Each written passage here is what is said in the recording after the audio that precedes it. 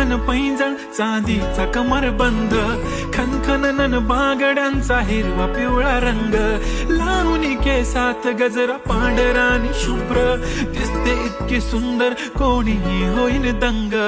काळी बिंदी काळी कुर्ती घालून आली ती, बोलली अहो भेटाना नदीच्या काठीशी. होले होले आली ती माझ्या पाठीशी, बोलली अहो भेटाना नदीच्या काठीशी.